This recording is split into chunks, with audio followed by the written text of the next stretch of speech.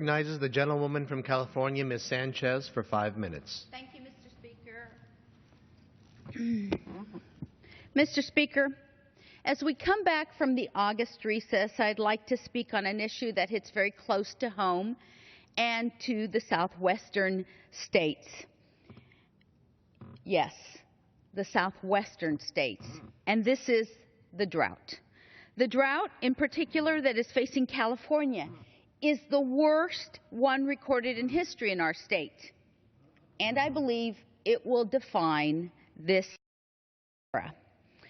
My home state is entering its 4th year of consecutive drought, with nearly 93% of residents experiencing severe drought, and there is no foreseeable end in the future.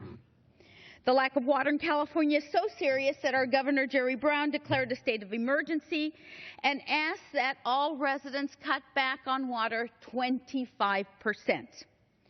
Even with us hitting that, a recent study estimates that it will take at least 11 million gallons of water to replenish our drought losses.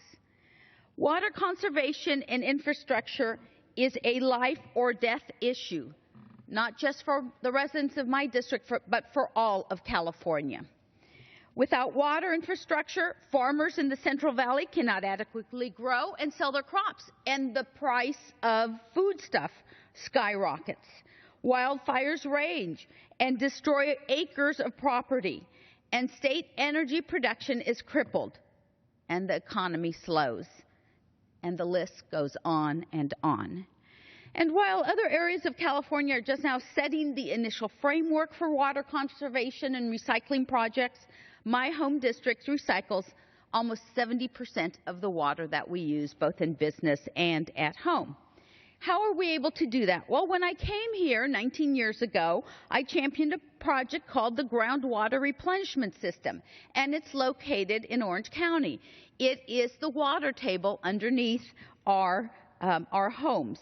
This system recycles treated wastewater into clean drinking water, which exceeds federal and state standards. And it has produced over 160 trillion gallons of new water and serviced millions of Orange County residents since its creation.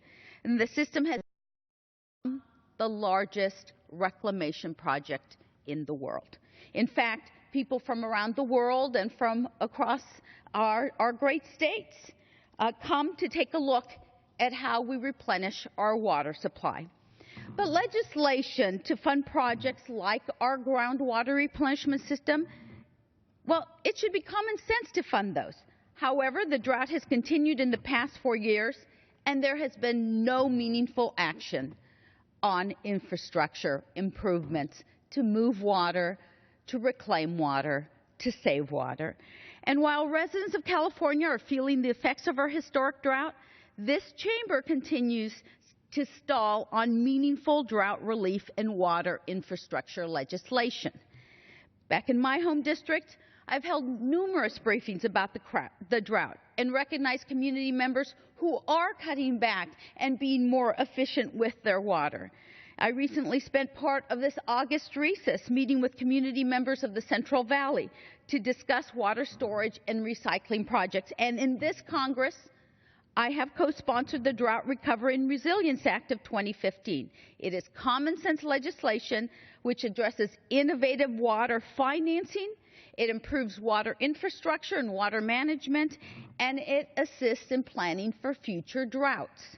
The residents of my states have been doing their part to conserve the water. So now it's time for Washington, D.C. to help us, to do what is right for California and to do what is right for the other southwestern states. So while the House Republicans are bickering amongst themselves to avoid another embarrassing government shutdown, I'll continue to fight for meaningful water infrastructure to secure the water independence of future generations.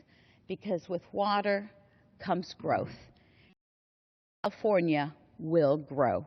Thank you, Mr. Speaker, and I yield back the balance of my time. The gentlewoman yields. The chair recognizes